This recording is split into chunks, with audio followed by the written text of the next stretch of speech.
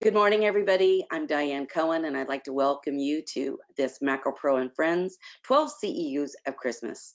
Today, I'm joined by Angie Jung and Adam Thomas from ISIS. Hi, everybody. How are you? Hello. Good, Morning, good. man. Good morning. Good morning. Good morning. So, before we get started, I love just to visit with our experts. So, it's the holidays. Maybe we have some cute kid stories that we can share.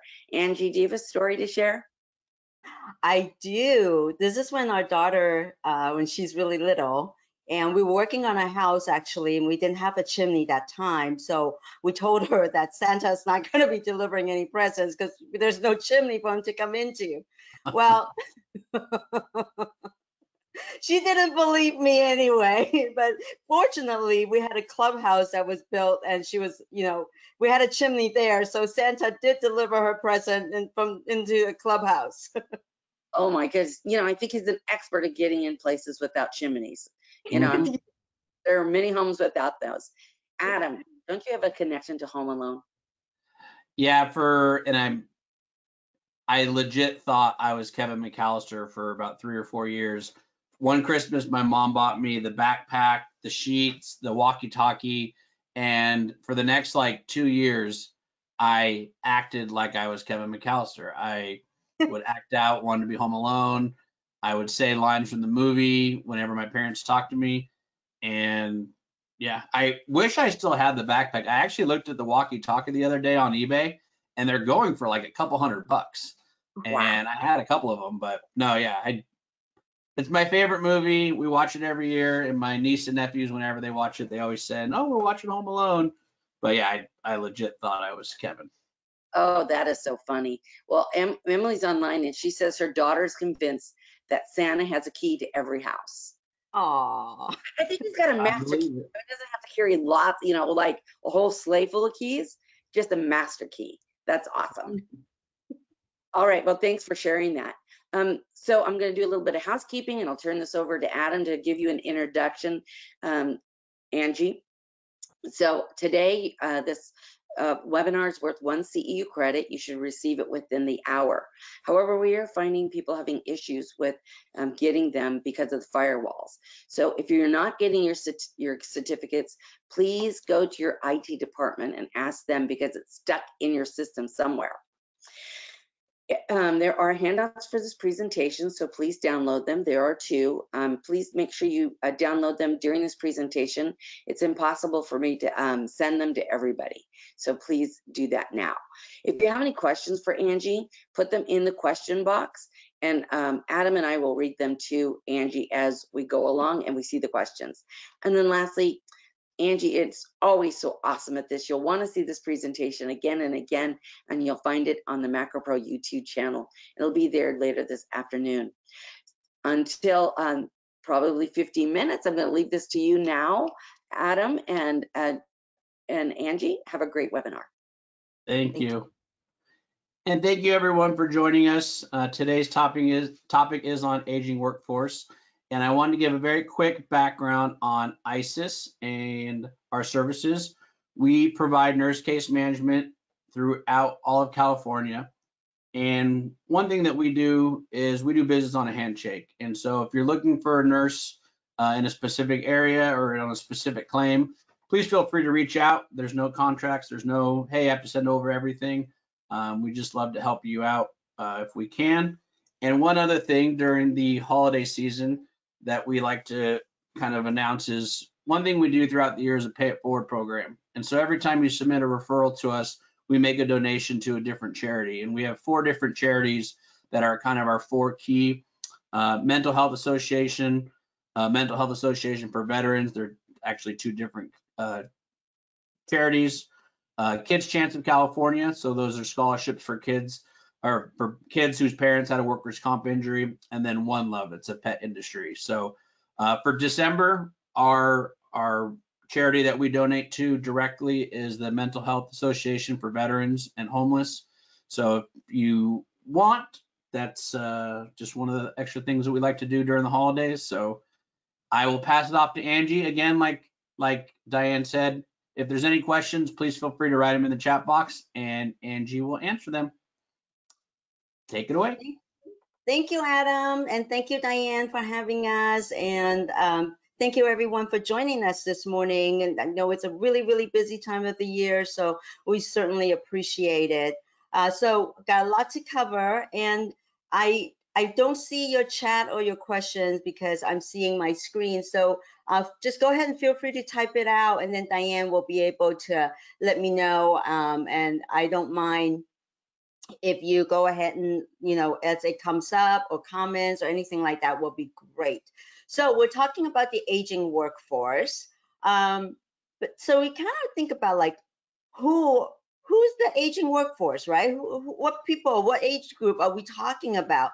And there's really no consensus. Different agencies and different organizations, there's have a different age set, but overall, the broad spectrum, we're talking about between the age of really kind of scary if you think about it. The range is between 40 to 65, okay? But according to the US Department of Labor, they consider older worker to be someone that's 55 and older. So what are we talking about? We're really talking about the baby boomers. So what we're covering today is what are some of the prevalence of the aging workforce and the effects on workers' comp, some of the physical and cognitive challenges associated with our aging employees, identify claims challenge and management strategies dealing with older claimant, and ways that maybe you could also educate the employer and what they can do to reduce some of the risk factors. So just really quickly, and I would invite you to type it in the chat if you like, but I can't see it. But just really quickly, what do you guys think if this is older workers, they cannot learn new things? Do you think that's true or false, just for fun? I'll give you a few seconds to think about it. Older workers can't learn new things. It's Okay. false. Corey says it's false.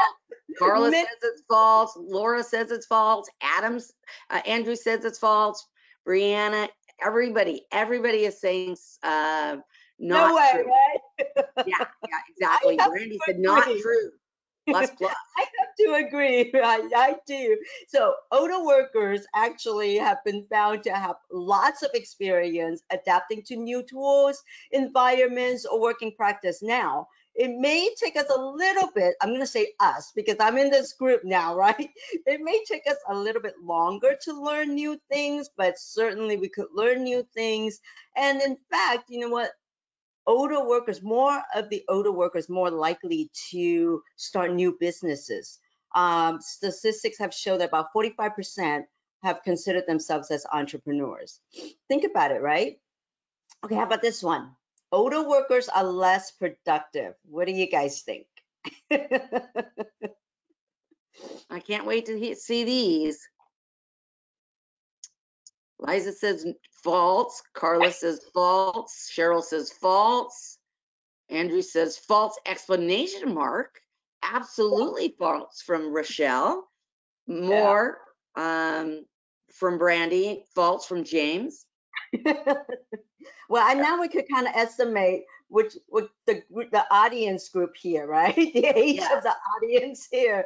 And I am totally with you. This is another myth that there's very little evidence to support that older people in the working age group are less productive. In fact, they are actually more productive in terms of numbers. There's plenty of evidence showing that they could work just as effectively as younger workers. Okay, last one.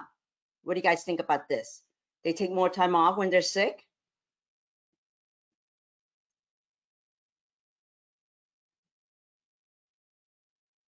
Laura says false.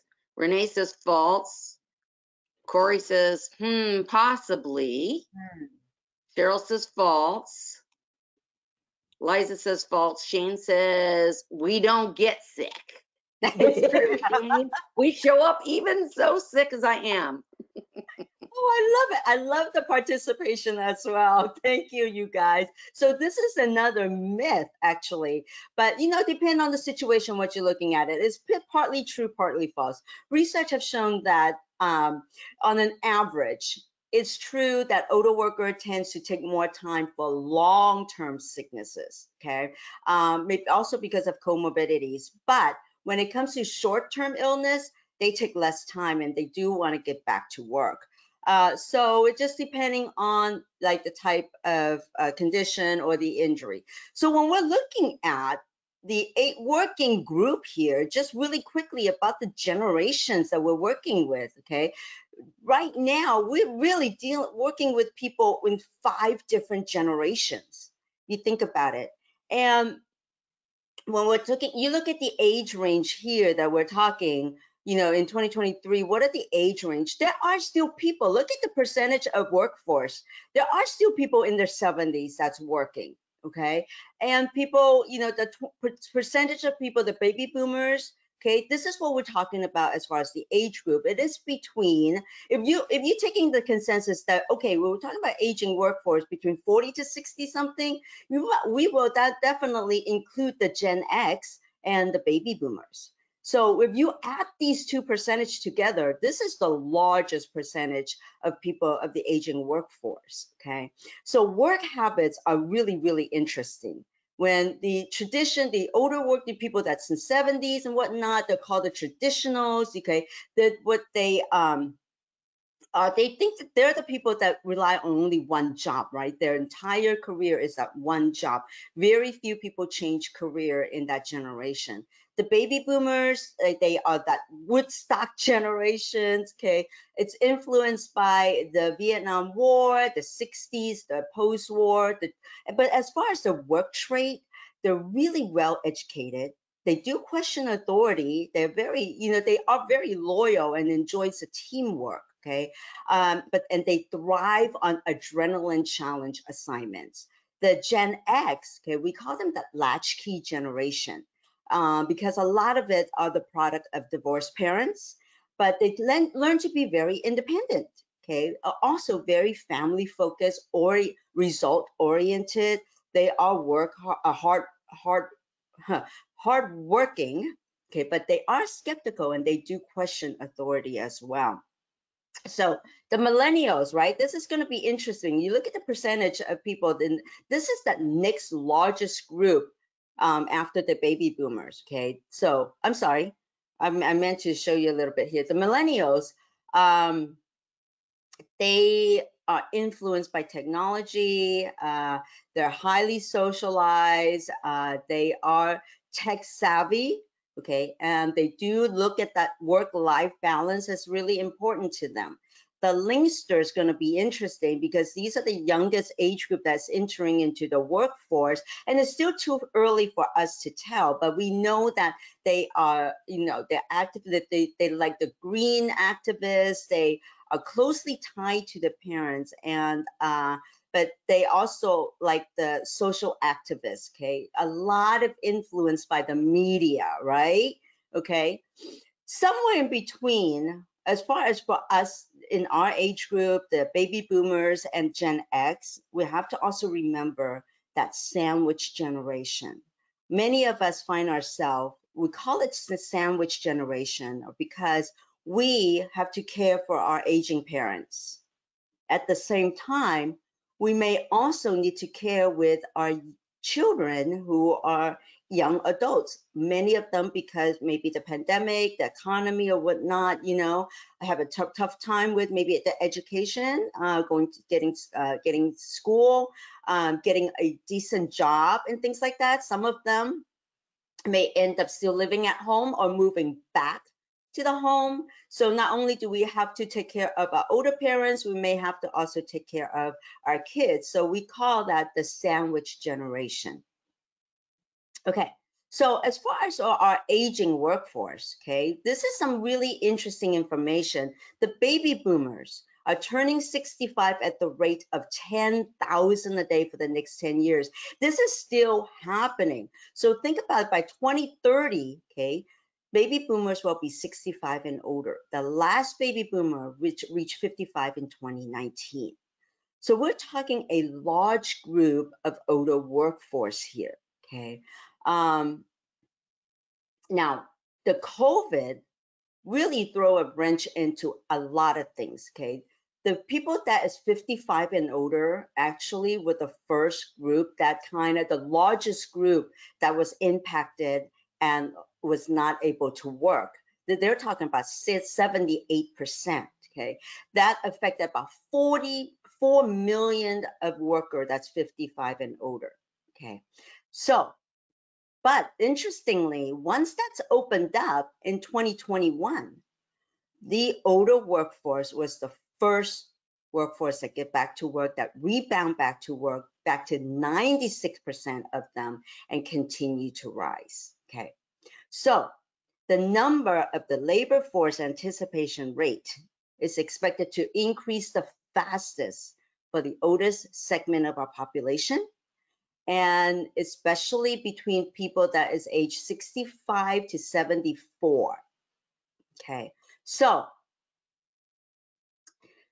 here is basically a snapshot of what the Bureau and Labor Statistic is showing, the increase and what I've highlighted to expect to grow. Okay, what I just said, they continue to rise.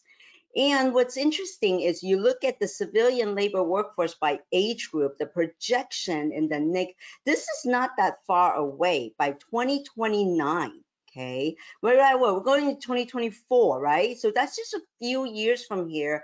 And you look at the number, again, what I said earlier, you're combining the number of this group here, okay?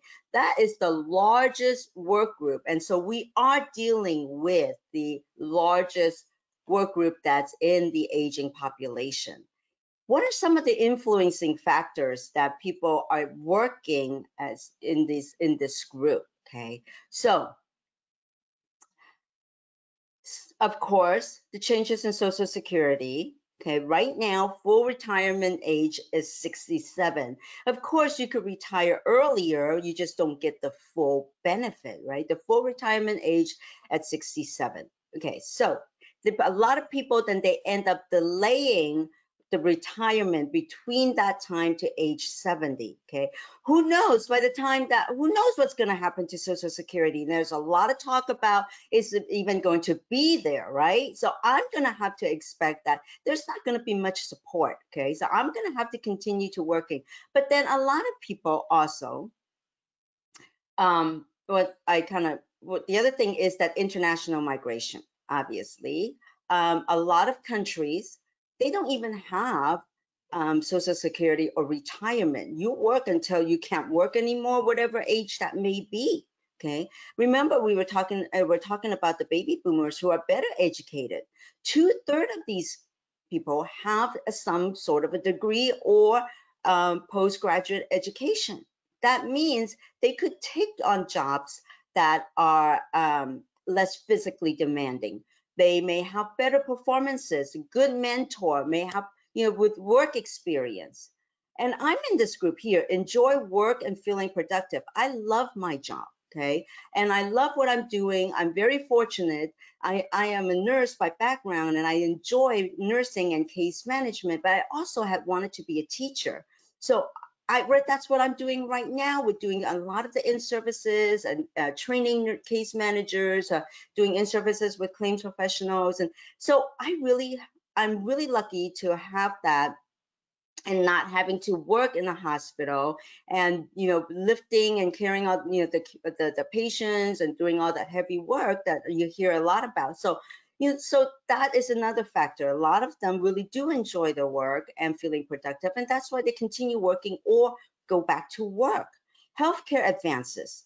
Okay, we're doing much better with medicine and treatment, and so we are healthier, longevity, and also what I said earlier, that shift away from that more demanding job, and so less strain on our body.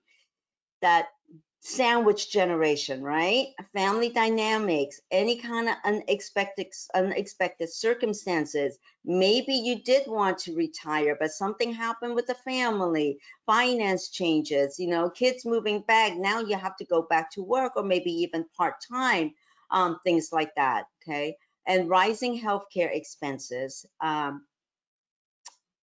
is expensive. I can't rely just on Medicare. And, you know, one way of ensuring that my family has insurance coverage is continue working. Okay. So the National Council for Compensation Insurance in 2022, the National Council on Compensation Insurance, they asked some of the claims executives and employers, what are some of your top workers' comp concerns? And what they turn out is, number one, is the rate adequacy, okay, the insurance rate and all that. The impact of COVID-19, the long hauler, this is still, you know, things that are still happening. There's still a lot of unknowns, uncertainties, you know, doctors don't know what to do with it, you know, which comes first. That shifting workforce and the workplace, okay, there's a lot of that, and this is what we're talking about as far as also rising medical costs. So those are the four of the greatest concern. But in terms of the aging workforce, this is where we're at, the shifting workforce and the workplace, okay? So remember, a lot of the aging workforce are coming back to work or staying at work and still working. And the COVID-19 really put a shift in this workforce and the economy. And some of the current challenges is that labor shortage, right? We're still, you look everywhere you look, people are still looking. I mean, there's signs up that is help wanted everywhere, but why? There's no one is working. I've seen signs that's been up there for years that is still not ticking down, that help is needed. Okay, so that labor shortage, then we resulted with the lower skill or unskilled workers. Okay, so that is one of the concern, because then you look at this picture here, right?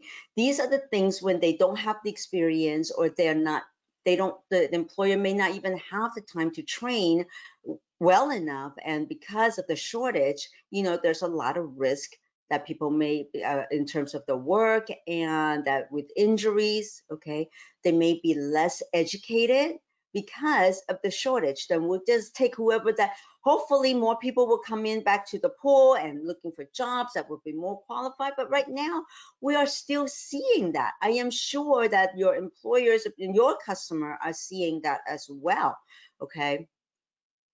Temporary workers, very unstable, okay?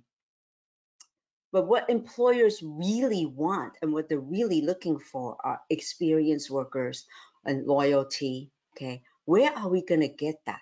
And leadership, where are we gonna get that? Are the aging workforce, okay?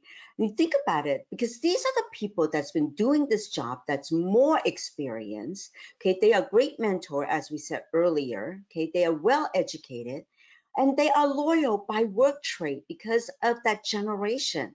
This is where we're gonna find that. So employers are getting smarter.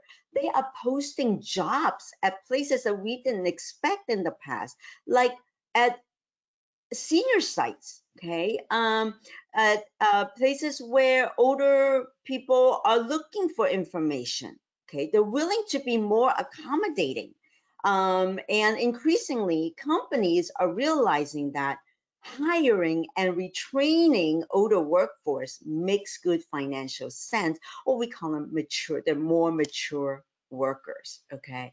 So those of us that's still working in this age group, right, give ourselves a pat in the back here, okay?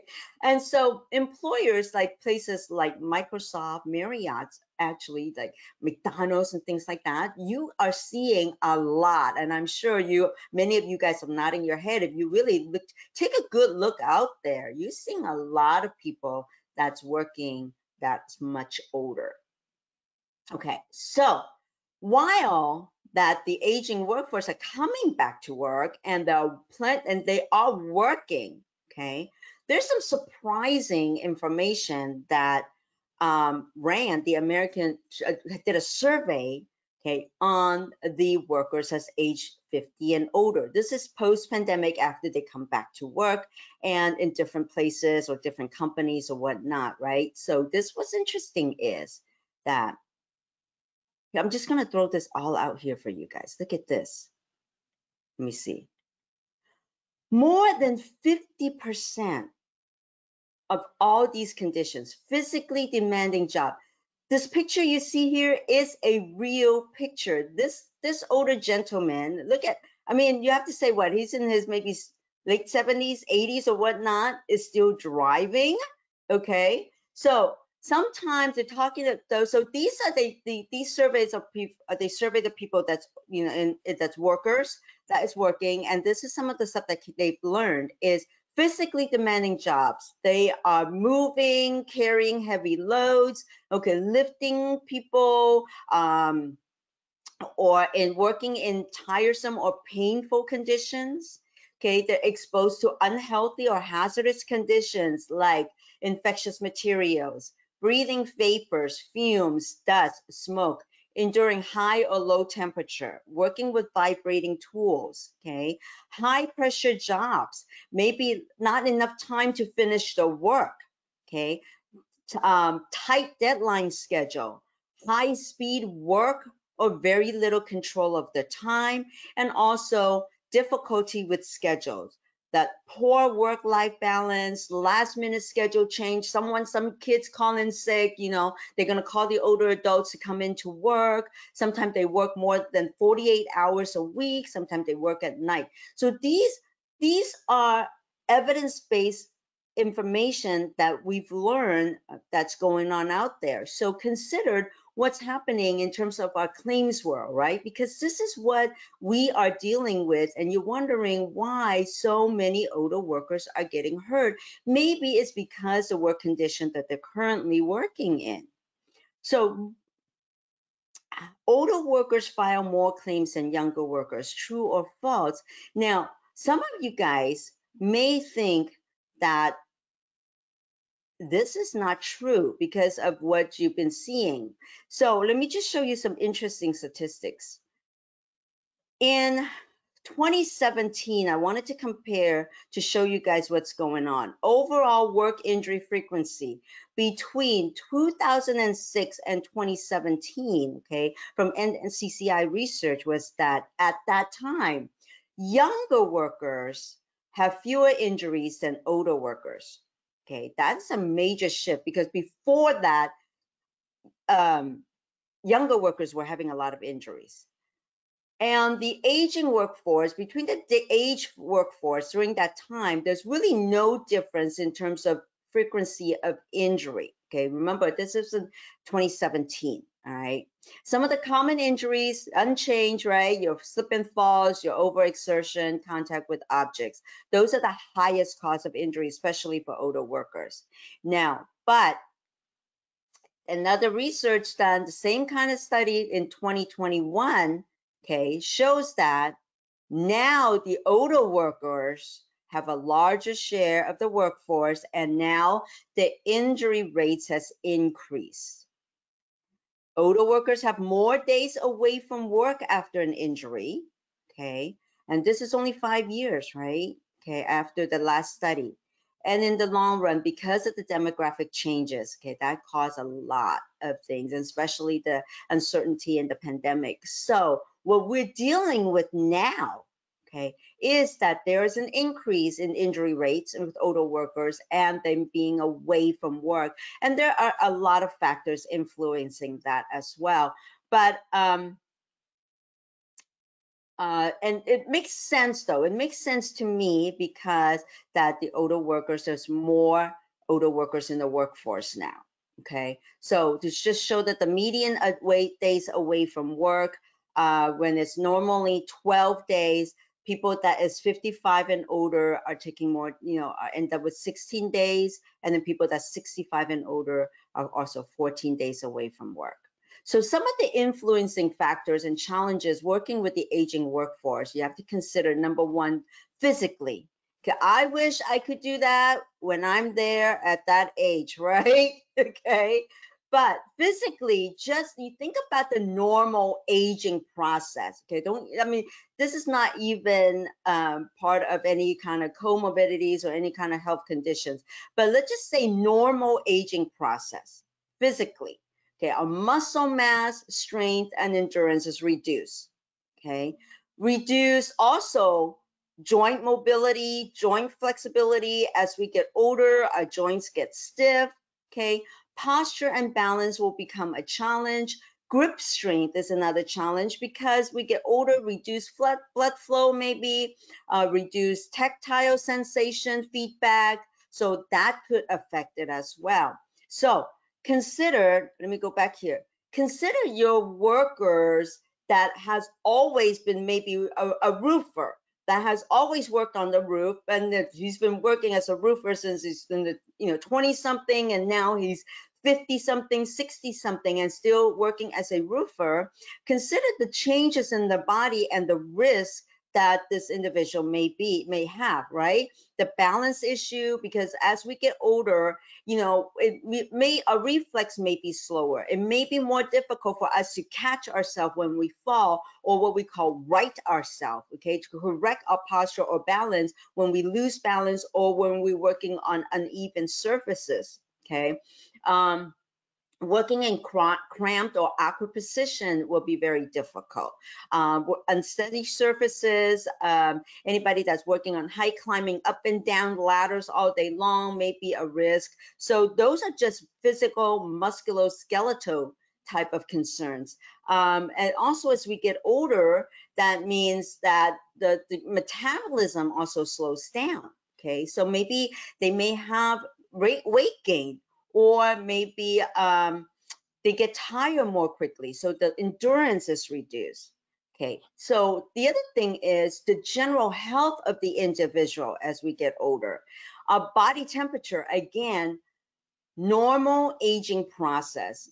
Sometime let me tell sometime when I talk about this topic, it's not a very it's kind of like it's not a very happy topic, right? Because we learn about all the aging process of our body, but that's okay, because once we understand it, we also need to embrace, as we get older. Okay, so body temperature changes. Okay, natural body aging process is that our body is less tolerant to extreme heat or extreme cold. Okay, vision changes. Okay, Mr. Magoo, right? Vision changes, hearing changes. Okay, as we get older. Okay, do you find yourself maybe sometime like you have a harder time driving at night? A lot of people now, older people, avoid driving at night because they can't handle the glare, or it's hard for them to see the signs, right? Yeah, you know what I'm talking about. Okay, and then also light and dark accommodation slows down. Okay, our peripheral vision may also reduce. Okay, and nowadays there are some crazy drivers out there, so you have to drive even more defensively. But peripheral vision reduces, and sometimes, like I said, the light and dark accommodation, like if you go into, do you find yourself going into a movie theater taking you much longer time to accommodate, to get your eyes adjusted, right? Okay, normal aging process. It's okay, but that's normal aging process, just take longer time. What about dry eyes? That's not uncommon. Changes in depth perception. Okay, this is really important as we get older. That changes. That's why so many of them, the slip and fall, a misstep. Okay, miss the curve, miss the last step. Okay, or so that's what it is. The depth perception has changed. Okay, light sensitivities change. Okay, hearing. About 30% of people that's 65 and older, this is normal, again, normal, loses the ability to high frequency or multiple sounds. You hear people complaining about that, right? Or you may even notice that yourself. It's like, I can't hear you. There's too many noises around and I can't hear anything, because it's just, I can't discriminate, who's talking what's what. Yeah. Okay. So the high frequency are those like pitches, those high tone. So for people that work maybe like longshoremen, that's a good example, is that there's so many noises out there, right? If they can't discriminate that, or they lose that, or someone is shouting, watch out, crane is coming down or whatnot, they can't hear. Okay, this is one of the factors for the injuries. The other thing is increase in chronic diseases, medications. Okay, Chronic diseases like what? Bone and joint disease like arthritis, okay, increase in diabetes, metabolic syndrome, okay. As we get older, that's another thing that could be concerning too. Metabolic syndrome, we call it a syndrome because it's a cluster of conditions or symptoms that equals to syndrome. So a metabolic syndrome is the combination of all this: overweight, high blood pressure, okay, high blood sugar, excessive body fat around the waist, high triglyceride, those are the bad cholesterols, but with the triglyceride being high, okay, the good cholesterol goes low, okay, so low HDL. So all this is that metabolic syndrome, which then increases heart disease and strokes, and also then as a lot of people as they get older with the risk of other pulmonary diseases. What about the mental and psychological changes as we get older? Okay. Sleep cycle. Again, normal aging process. We tend to find ourselves sleeping less. I love to be able to sleep 7 to 8 hours a day. It doesn't happen anymore. Okay. You wake up and you just can't fall asleep. My husband wakes up at 4 or 5 in the morning and he can't go back to sleep. Okay. And it, as much as they want to. So what happened with the people that's working at night, the night shift, or working really long hours, okay, that could impact the amount of recovery time, maybe even overtime, long hours, okay. Cognitive changes, maybe that they may not be able to think as quickly or clearly, may take a longer time to learn a new task, okay. Now, I'm gonna have to preference that doesn't mean that we are not smarter or that we cannot learn new things. That's very different, right? That has nothing to do with cognition, okay? But it may be in the speed of processing things, okay? They may take a longer time in processing something, responding to something, even maybe learning a new task may take them longer, but they could still learn new tasks. Behavior changes. That's one thing. Bad habits are hard to break, right? Okay. So a lot of workers like, oh, well, I've been doing this all this time for the last 20 years. Why do I have to change? You know, that kind of stuff. Or maybe, you know, it's probably good to do some exercise or maybe change your eating habit. Why? I've been doing this for all these years. I'm fine, you know. So maybe even bad habits like smoking, drinking, right? Health preventions, they may not be so in tune to do something like that, okay? So there may be that kind of challenges as well. And especially when maybe employer that's implementing new safety or new tools, so the aging workforce may be a little bit more stubborn in making those kind of changes, okay? I don't know about you guys, okay? I'm trying to fight AI technology. Yeah? Yeah, okay. That's really scary to me. And so somewhere, I mean, I try to be as understanding as possible. I get it. You got to change with the time, right? Okay. Remember the days when people were talking about computers in your home and computers taking over some of the jobs and things like that. Then many of us were kind of challenging that. It's like, that's not going to happen. Well, it happened, right? Same thing with AI. That's not going to happen. Well, it's happening. And so even though as much as we try and learn to adapt, somewhere in here, it's like, God, I don't like it, okay? Okay, so impact on work. So pretty much in a nutshell, okay, we tend to, these are the safeties, the work abilities, and job performances are what we're talking about that may impact it, even with the natural aging process. Also consider what kind of medication that they may be on, medication that they're taking for their health, okay? It may impact on their job, their reaction time, their sleep cycle, their alertness, okay? That the safety, again, you know, missteps, the vision, workability, the ability to perform certain tasks Maybe they were able to lift 100 pounds before, well, they can't do that anymore, okay? Also reducing the speed or accuracy of a job. Okay, so really you think about it, is it really a typical claim and is it really a responsibility, right? So let's just say that this worker, but 64, maybe even let's just say he's even older, okay, right, in the 70s, okay, go back to the workforce because to supplement his social security income, work as a transport driver at the airport, and we are seeing a lot of that. In fact, the other day, I have a worker that's about somebody about this age as an Uber driver. It's like, oh my gosh, right? Okay, so for this gentleman, let's say he went back part-time as a transport driver at the airport.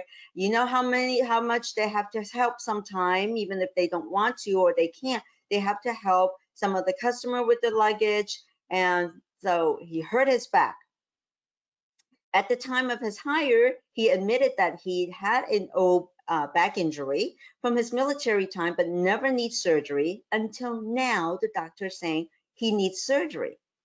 And it's likely going to cost us what? Another $300,000, $500,000 add on to the claim because of the surgery or more, depending on what other comorbidities, right?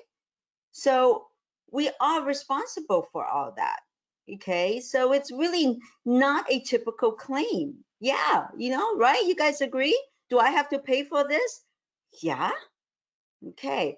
So some of the claim strategies that we're talking about is really, and I'll review this as well, is encourage the employer for prompt reporting, especially with older workers. Because if we miss that window opportunity to provide appropriate treatment, this is going to quickly, much faster, go down the other direction of more complicated claims management. Again, determine the mechanism of injury and whether or not what do we have that's existing, that is pre-existing or that exacerbate the current certain condition. Okay, prompt and proper treatment is key. Again, consider those age-related factors that we were talking about. Their support system, that also is going to make a difference. Do they live alone? Do they even have stable housing? You'd be surprised how many older workers, they are maybe living, from motel to motels. Okay, I got a guy that is in his 70s, okay, that have no stable place of residency. And if the cell phone breaks or they don't have money to pay for the cell phone, they're out of the services, there's no way for me to reach this person. Okay, so comorbidities, okay, the more comorbidities they have, more complex your claim is going to be. Okay, so some of your claims management tips. Just understand that you may have diagnostic challenges. So maybe due to pre-existing conditions, medications, okay, and also recreational activities, okay. So make sure that they go to the appropriate specialist and make sure that the specialist is knowledgeable to comment about other incident findings.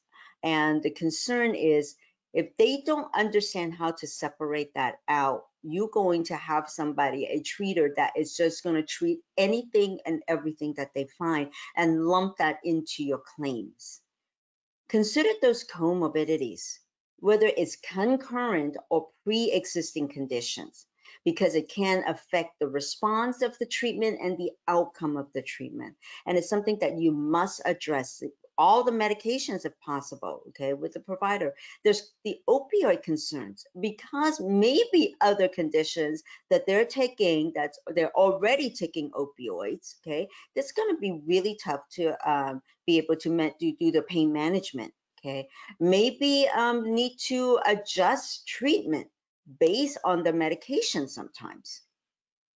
So to be proactive about it, to consider other risk factors, family and patient and family educations, okay, and recognizing those risk factors as well. and utilize the tools that you have, your UR, your peer review, your early case management intervention, whether that is through triage. They could do home assessment, whether or not this is going to be a safe condition for your older worker to go back to. Do they, and can they even drive? Do they need transportation? Coordinate the care to separate out what's industrial and what's non-industrial. And then if the employer could accommodate as much as possible, it's always helpful, right? Especially, this may be your greatest challenge, okay, especially during our current economy time. And because of the aging workforce, there may be just still some, the employer may have an unspoken concern about their age and going back. So as much as possible really is to provide a safe return to work program.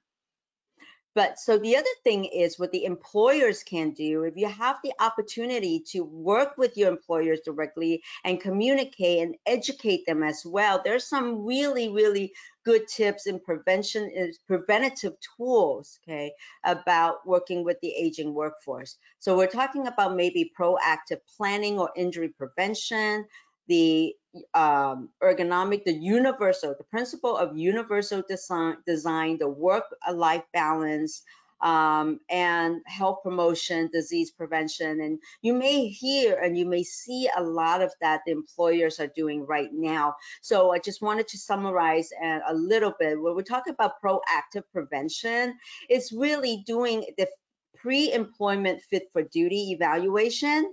And sometimes, that could give them, the employer, a forensic view of what the injured worker can and cannot do. A really, really good job description to the doctor and the employee so they understand what's going on. Really, the medical director of that clinic should be very familiar with the different jobs that's available, especially age specific, that is safe, right? I mean, the employer really look at, depending on the industry, what kind of risk prevention, the risk manager should look at things to prevent. We're talking about proactive here. When something, prevents something from happening, because once an injury occur, it's very difficult. But so it could be just very minor stuff to prevent repetitive injuries or anything like that. Some company, they offer what they call post-offer employment testing. And what it is if it's a well-designed the post-offer employment testing, what it is that they reevaluate the workstation or the work condition again after employment, okay, and modify whatever that needs to be done, feasible modification, so that way to maximize the capability of safe work or safe performance of the job. The principle of universal design is really to address everybody. It needs to, when we do something, when the employer does something like that, it needs to address all age, all different kind of people with disabilities, including aging, okay? So the universal design really means that the facilities and programs and services that they provide really take into account of the wide range of abilities, okay? Maybe even including individuals, the reading level of the group, the learning style of that group of employees, languages, cultures, okay? Because we do have a diverse workforce, okay, and customer base, so that we need to look at all that. The ergonomic evaluation and, implication, the sit-stands workstations are really helpful, right? So it depends on the type of work that they do. And sometimes it doesn't even require a lot of money to do that. Look at the lighting, adequate space to maneuver around, protective equipment and safety training, and what kind of job accommodation. The flexible work schedule and the workplace, right? The work-life balance is what we're talking about here. So when we talk about that flexibility, that includes maybe, especially for the older workforce, what about the hours? When we're talking about they don't, sleeping may be an issue. They wake up wee hours in the morning, and things like that. Can we maybe switch them to a different shift? maybe reducing their hours, maybe job sharing, okay? And then think about that. What about the sandwich generation that we're stuck in, right? So maybe I have to leave work early to go back home to take care of my aging parents, okay? So maybe then the employer could be a little bit more flexible in that and doing being more creative in the job shifts and work schedules, okay? Maybe the different hours, different work days, and we're not talking about to come and go as they please, but to be somewhat flexible and accommodating where they could work. Do they, can they work remotely? Or do they have multiple work sites that they could transfer to a different site? Maybe reallocating demanding job and physical job tasks to maybe depending on that. That building that work relationship, a lot of time the employer match an older worker as a mentor to a younger worker, okay? So that the younger worker may be able to help with some of the more physically demanding job, maybe to work together, project management, things like that. So job sharing, cross training will be helpful. And then benefits, maybe employers offering fitness programs, healthcare programs, gym membership, and things like that. Health promotion and disease prevention, we're talking about really reassessing the individual if they are suited for the job, okay? If it's safe for them, and maybe safety retraining more periodically, that transitional program, that home base, like I said earlier, the exercise program, okay? And then the education, let me see. Home-based disease management wellness program. So again, when they have something like that, it needs to open up to everybody in the company. Okay. So I've talked about a lot of pros and cons about older workers, right? Okay.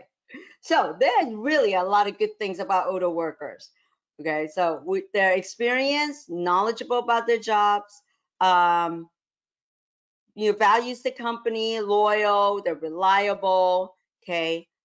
Takes very few days, right? Like we said earlier, we don't take that many days off, but there are some disadvantages because they may be resistant to technology, increased risk of fatal work injuries, longer recovery time when they get injured, and maybe higher medical expenses as age-related factors. The other thing when we're working with the older workforce, especially getting them back to work, we have to be also very careful here about the Age Discrimination in Employment Act. Recall that this is the Age Discrimination Act of 1967 that protects anyone older, 40 and older. There's been a lot of buzz during the time of the pandemic when people are saying, the great retirement for the older workforce and all that, right? But then there's also the other side is how many of those were actually forced out because they're so close to the retirement age.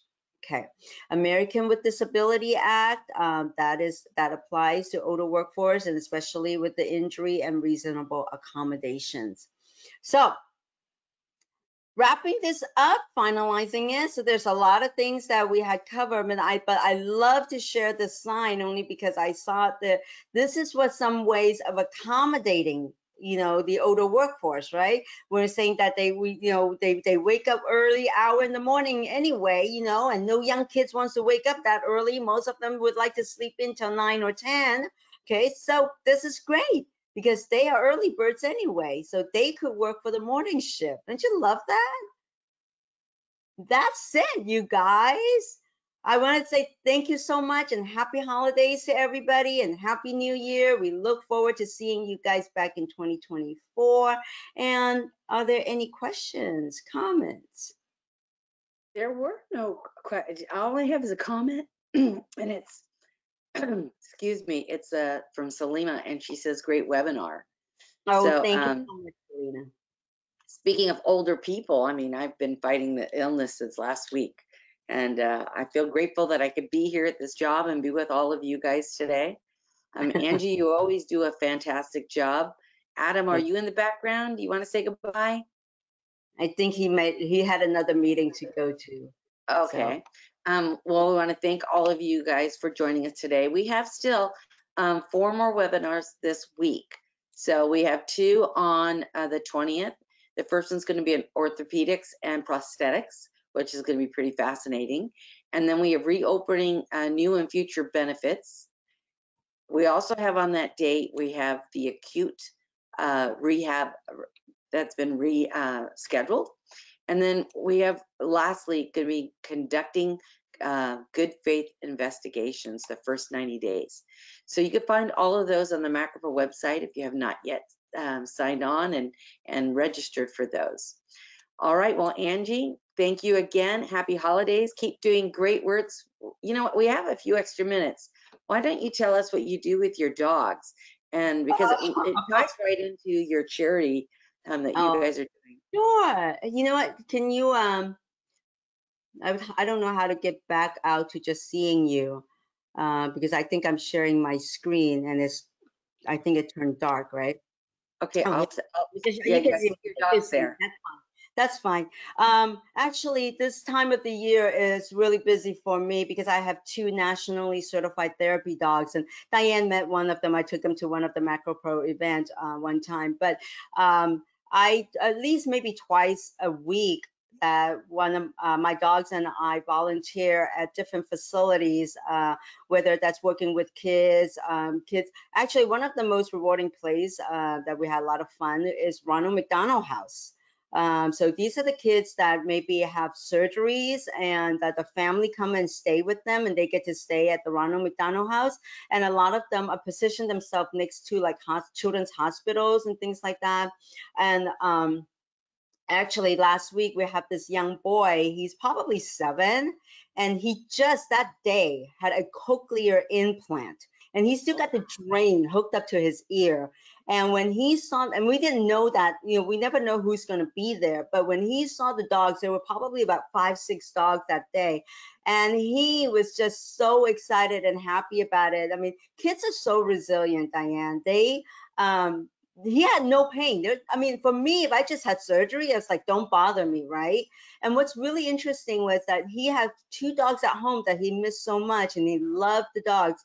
But before we left, his mom says, wait a minute. They disappeared for a while. They said, we'll come back. Don't leave yet. He gave us a Christmas card that he drawn because he loves to draw. He drew Santa Claus and snowman and things like that he drew for us and gave it to each one of us. Oh, that's lovely. It's nice when we can impact somebody else's life, you know, especially during this season. So thank you for all you do with your animals. Thank you to everyone out there that does something for their community in one way or another. 'Tis the season to give and to appreciate, and we do appreciate you. We will see you Wednesday for our webinars. Bye-bye now, everybody. I appreciate you all. Thank you, Diane. Bye-bye.